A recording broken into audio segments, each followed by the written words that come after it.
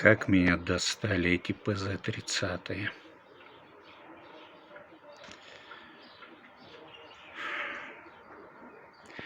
Вот раньше во всех ПЗ-30 стояли нормальные жиклеры, типа вот такие.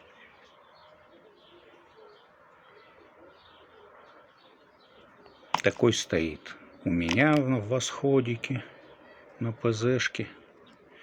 Там, правда, 27-я, но не важно. Фух. На Днепра взял владелец. Там были... Сейчас найду, покажу. Были вот такие. Вот такого плана, только длиннее. Вот в эту сторону чуть-чуть длиннее. Но опять же не такие. А вот в этом чуде враждебной техники Кейхин, да, стоит вообще вот такое чудо. Вот где его брать? Я лопатил, когда интернет, я такого не видел. С трудом нашел вот такого типа. И они хоть, геометрия чуть разная, но в Днепре заработали. А где вот это брать? Я там таких даже не встречал никогда. А жалобы какие? На низах планета не едет. Хотя на верхах прет. Ну, о чем говорит? Игла поднята, кстати, в самый верх. Свеча белая.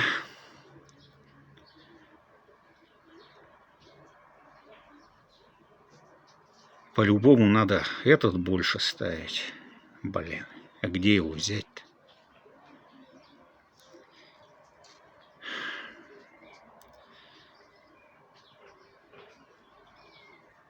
Карбюратор новый.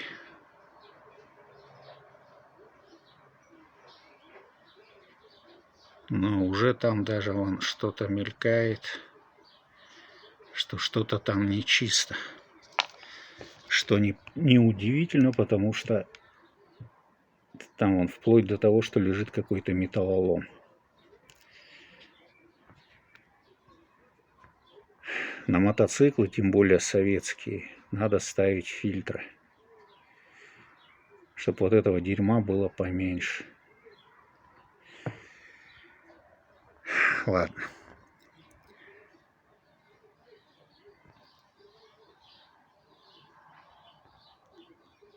Пожаловался. Сейчас буду пытаться хотя бы главный побольше подобрать.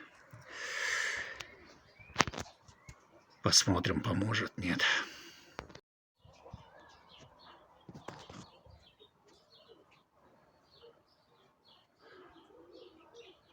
Не знаю, как показать.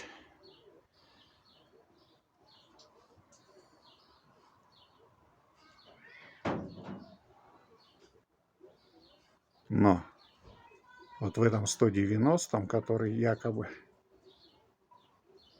дыра откровенно меньше, чем в 108-м. Фух. Как понимать этих китайцев? Я не знаю. Они меня с ума сведут. Эти ПЗ-30. Я точно знаю, что в другие ПЗшки жиклеры от Ижа не подходят. Вот кучка жиклеры от Ижа.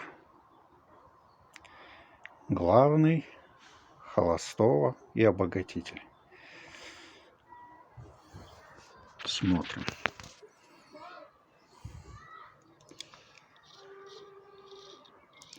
И входит, и выходит. Один. Думаю, ладно, может, подсунул другой. Вот от Ижа с китайского карбюратора. 280-й, тот 185-й. Так что поиграться есть чем, да? И входит, и выходит. Ну, это хорошо, потому что я уже хотел рассверливать сверлышком вот этим померил выжовские. Они где плотнее, где чуть-чуть свободнее, но это сверлышко входит. Уже хотел им рассверлить свой, безусловно, не тот, который стоит. Жиклер, но оказывается вот так вот, да?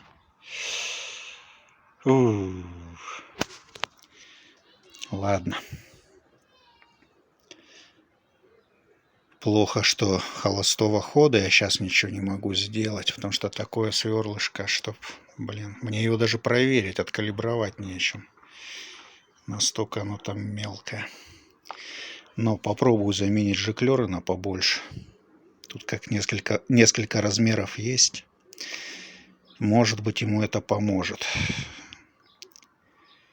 Но проверить сегодня я его не смогу, потому что в силу некоторых конструктивных особенностей все держится на герметике и надо прикручивать к цилиндру. Так что герметик будет сохнуть до завтра. Вот такое вот маленькое непонятное кино. Так, ну здесь у нас классика жанра. Ну, как обычно. Отполированный патрубок, куча герметоса и перекрытая прокладка. Ну тут что можно порекомендовать? Если вы мажете вот эту прокладку герметиком, просто не докладывайте герметик и не домазывайте его до самого края. Когда будет прижиматься, его сюда додавит. Но, по крайней мере, если вы на 2 мм отступите, ну, во все стороны, по крайней мере, его вот такими соплями в мотор не будет затягивать. Я, конечно, сейчас прокладку подровняю, обезжирю, все опять на герметоз посажу, хотя это жутко неудобно. Каждый раз вот эта разборка полная. Ну ладно, попросили не трогать. Наше дело правое, не мешать левому.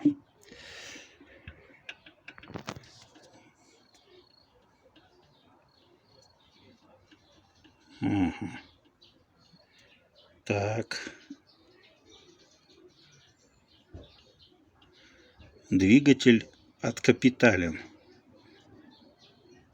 Смотрите, что делается.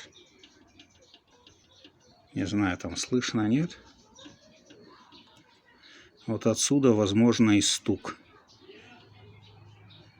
Да, одна из проблем была заявлена как какой-то стучок непонятный. Но люфт ощутимый прямо на поршне. Как он в круг крутится, походу палец прослабленный. Или шо. Ладно, посмотрим.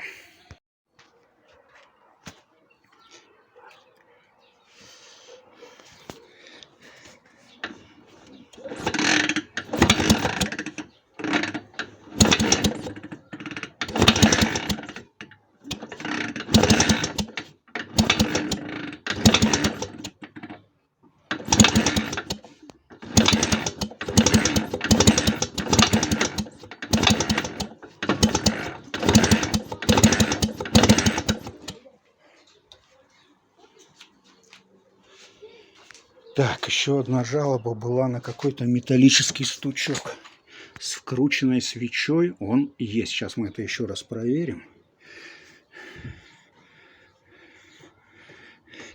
Не знаю, будет слышно, нет.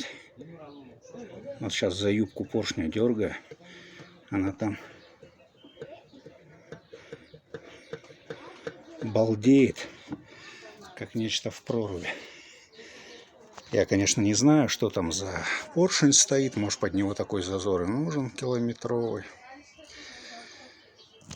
Сейчас вкручу свечу, еще раз послушаем.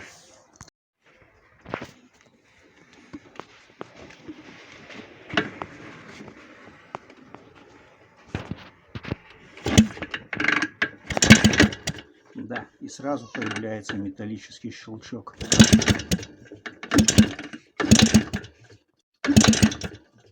100%. С компрессией идет удар. И он идет из поршневой.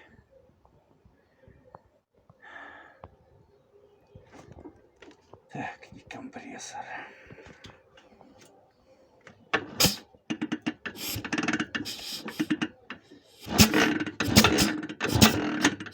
Без компрессора мы его не слышим.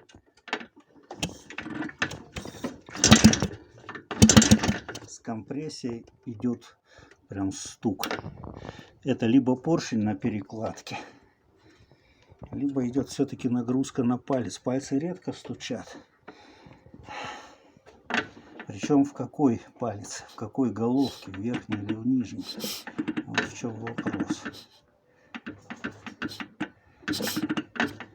Ну ладно, тут все равно снимать цилиндр на герметизацию. Сифонит со всех дырок. Да блин.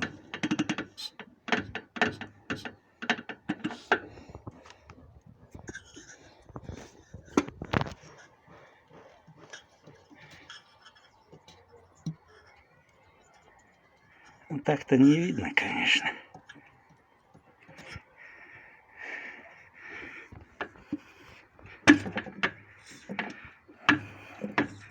Блин, ну компрессия у него классная.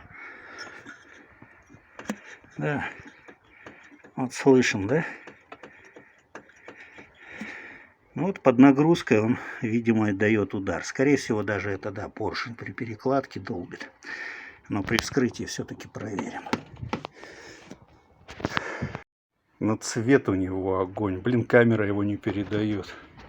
Я его когда увидел, прям, ух, пламя. Хвост такой интересный. Чехольчик классный. На литье. И даже на вилке на болотнячей. Красота. Так, вот о чем я говорил. Нанес герметик полностью как удобно. И потом просто подушечкой пальца сделал полоску свободную от герметика. Сейчас 15 минут ждем по инструкции и клеим. И уже никакой герметоз у нас торчать внутрь цилиндра не будет.